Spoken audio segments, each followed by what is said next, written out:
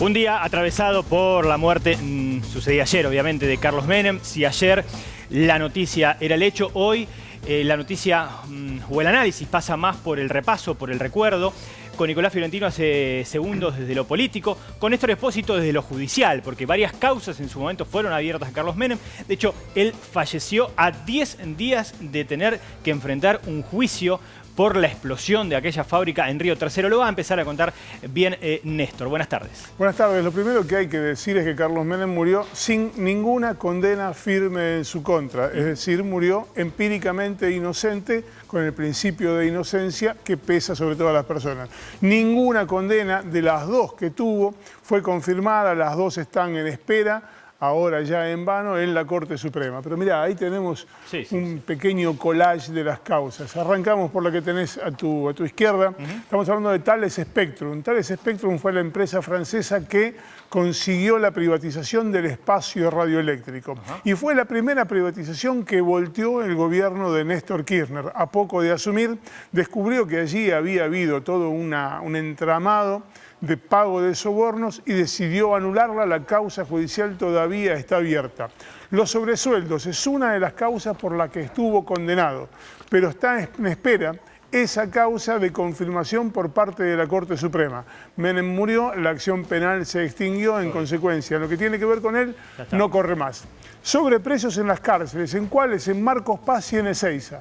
Esa causa, que tiene casi 20 años, nadie sabe cómo terminó ni dónde está, ni siquiera si está en trámite todavía. ¿Qué quiere decir que nadie sabe cómo terminó? Que si vos vas a buscar la causa en el registro, no aparece la causa que se inició por los sobreprecios, no aparece la causa, no aparece el registro. ¿Se fumó la causa? No, lo más probable es que se haya extinguido por el paso del tiempo y que en virtud de eso haya quedado archivada, entonces no se encuentre ahora en los archivos. Pero es probable que haya pasado eso. Seguimos, la causa Armas, acaso la más emblemática. Por esta estuvo 5 meses preso. Claro. Entre el 7 de junio de 2001 y el 25 de noviembre, un mes antes de terminar el mandato de Fernando de la Rúa, Menem salió de prisión. Es la causa del contrabando de armas a Ecuador y a Croacia. La Corte Suprema, por aquel entonces de la mayoría automática, que Menem había creado, consideró que un gobierno no podía ser una asociación ilícita. Después cambió de opinión y ahora dice que sí puede ser una asociación ilícita. Sería otra historia, sí. En ese momento dijo que no podía ser una asociación ilícita y lo desvinculó a Menem. Me gustó el recordar y el remarcar la corte que él había creado. Sí, claro. Poder Judicial, hijo del gobierno de Carlos Menem. La Corte tenía 5 miembros, él impulsó una ley que lo amplió a 9, designó a nuevos jueces, y con los nuevos jueces se formó una mayoría automática de 5 jueces que en ese momento solían votar en los fallos en coincidencia con los intereses que tenía el gobierno de entonces. Seguimos con el repaso. Esta es muy particular porque la sociedad conyugal Menem-Boloco había tenido una negociación con un departamento de Leonardo Fariña, el arrepentido en la causa que tiene ahora como protagonista Lázaro Báez. Ellos tuvieron una negociación por un departamento que era de Fariña. Esta es la otra causa en la que estuvo condenado, la causa por la rural, por la venta a precio vil del predio ferial de Palermo. Ese predio, donde se hace la exposición rural habitualmente, fue vendido durante el gobierno de Menem y Cavallo por 30 millones de dólares.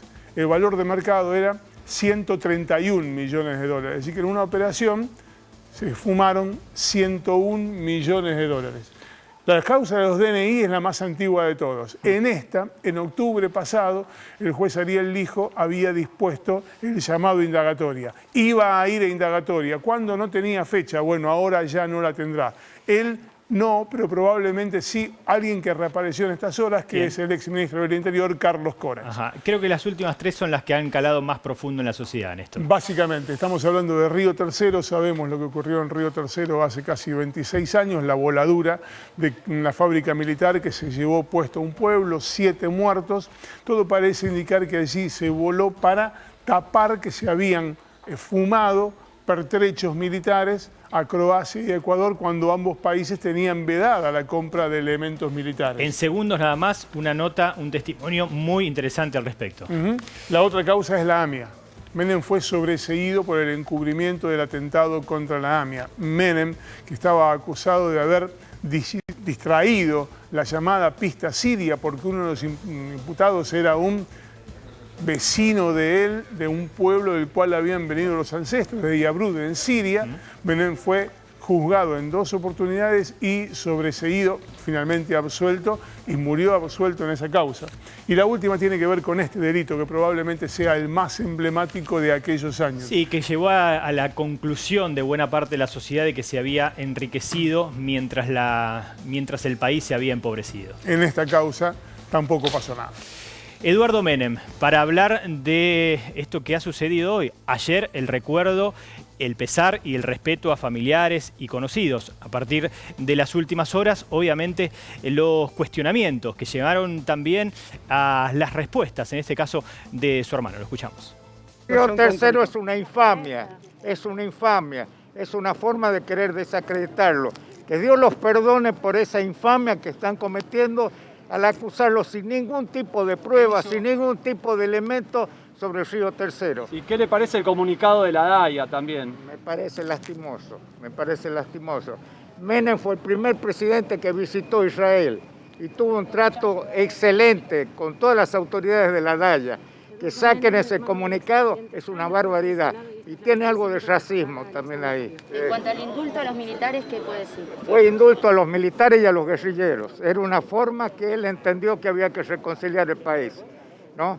Y tuvimos un país en paz durante 10 años. Y el último golpe militar lo reprimió Carlos Menem. Lo reprimió con la democracia, con las Fuerzas Armadas. ¿Estuvo de acuerdo en ese momento con esa decisión? ¿De qué? ¿Del indulto? No, yo le estoy diciendo que el último golpe militar que se hizo en el país lo reprimió Carlos Menem como comandante y jefe de las Fuerzas Armadas. Fue la única vez que un presidente civil, dio una orden a un militar que vaya a reprimir a sus camaradas y se hizo. Y se cortaron los golpes militares. No hubo más golpes militares desde que reprimió el levantamiento de Seinaldín en el año 1990.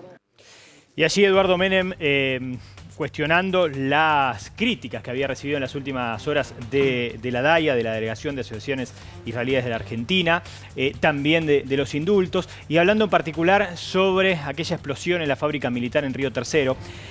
Vamos a hablar con el abogado querellante de la causa, con Horacio Viqueira, para que nos cuente lo que siente. A 10 días justamente falleció de tener que enfrentar ese juicio. Horacio Viqueira, buenas tardes. ¿Qué tal? Muy bien, buenas tardes. Cuéntenos, doctor, qué es lo que le viene a la mente, qué es lo que ha empezado a generarse en los habitantes de Río Tercero. El fallecimiento de Carlos Menem seguramente deja en la superficie el recuerdo.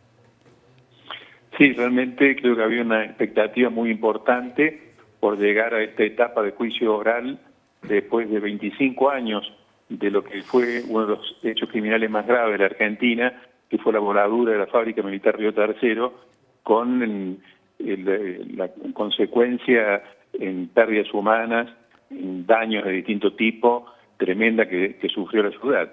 Se había logrado un avance importante, acreditando en un juicio oral que se llevó adelante en el 2014, que el hecho había sido programado, planificado, para encubrir el tráfico de armas a Croacia. Y los responsables, de acuerdo estrictamente a lo que fue el fallo judicial y consecuentemente con otras decisiones anteriores, era que los autores eran funcionarios públicos y que había una estructura organizada de poder para llevar adelante esto. La responsabilidad de Carlos Menem lamentablemente no podrá ser juzgada, pero como nosotros hemos sostenido y así lo han avalado diversos pronunciamientos judiciales, había elementos para llevarlo a juicio, elementos de prueba. Esto que yo le hice referencia en relación a la vinculación con la otra causa en la que estuvo condenada, estuvo con condena, que si bien no quedó firme por estas cosas extrañas que ocurren en la justicia, son dos causas totalmente vinculadas. Ahora, doctor, a propósito de esto que usted decía, Eduardo Menem, hace un momento lo escuchábamos decir que esa causa es una infamia y que no hay ninguna prueba que incrimine a Carlos Menem. en un hecho que es delictivo porque hay condenados por ese episodio, pero que no hay ninguna prueba que demuestre que Carlos Menem tuvo alguna vinculación con la voladura de la fábrica militar de Río Tercero. Mire, la voladura fue planificada tanto por las características del hecho, me refiero a la planificación, lo que, digamos, se demostró en el juicio, la absoluta impunidad con que actuaron los que después en definitiva resultaron condenados, denota que tenían algún apoyo superior a ellos y esto quedó reflejado en fallos. No se le imputa a Menem, no se le imputaba autoría material, se le imputaba una autoría mediata. Y realmente hay una situación muy particular que tiene que ver con el comportamiento del gobierno nacional de manera inmediata, prácticamente inmediata, después de las explosiones, inclusive no después, durante las explosiones, porque las explosiones se mantuvieron durante prácticamente todo el día 3, inclusive explosiones el día 4. Cuando nadie sabía lo que había pasado, el Poder Ejecutivo Nacional tenía una versión ya armada de lo que había pasado, con datos que después con el tiempo se fueron corroborando, más allá de que esos hechos no fueron causados de manera accidental, sino que fueron organizados. Doctor, Menem llegó a Córdoba a pocas horas después de la voladura y, reitero, venía con un libreto ya armado del Poder Ejecutivo. independientemente de que por su fallecimiento no se lo pueda juzgar a Carlos Menem, las víctimas tienen derecho a conocer la verdad. Esto ya rige en el derecho argentino, rigió cuando estaban las leyes de impunidad, obediencia debida y punto final, se hacían los juicios de la verdad.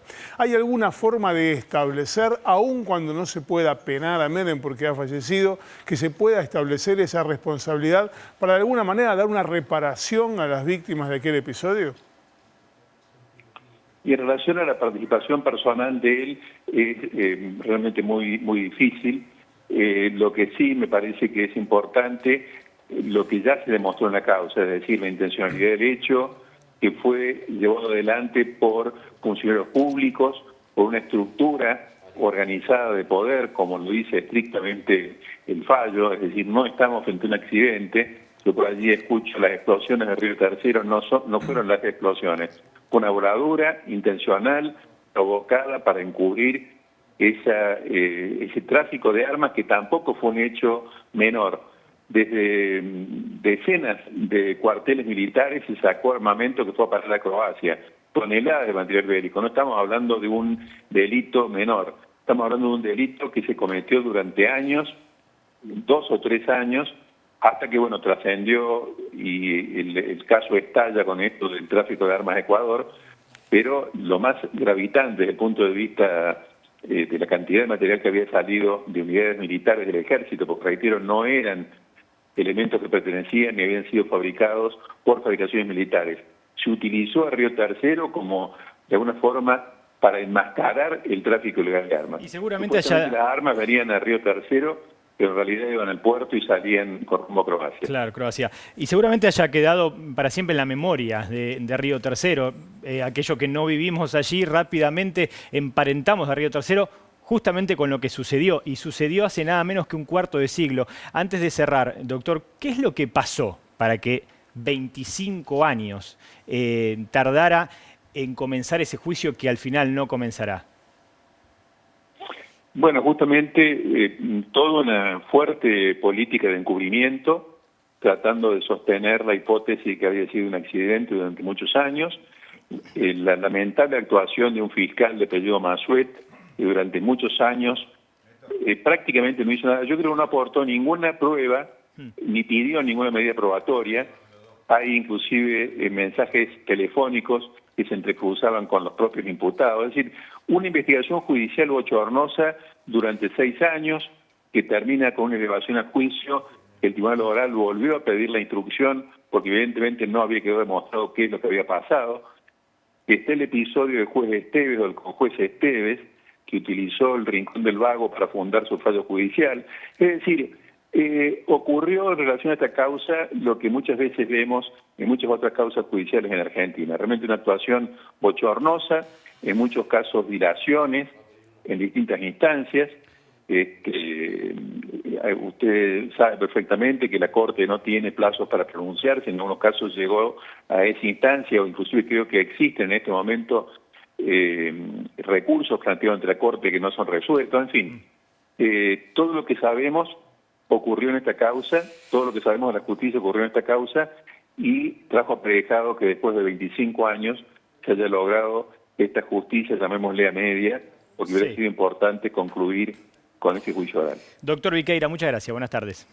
Gracias a usted, buenas tardes. Abogado querellante en la causa Río Tercero, ¿algo más? Como para Sí. entender por qué ha pasado tanto tiempo. Para entender la dimensión de la Sí. tragedia, Ana Gritti, la viuda de uno de los 7 muertos, murió de cáncer esperando justicia.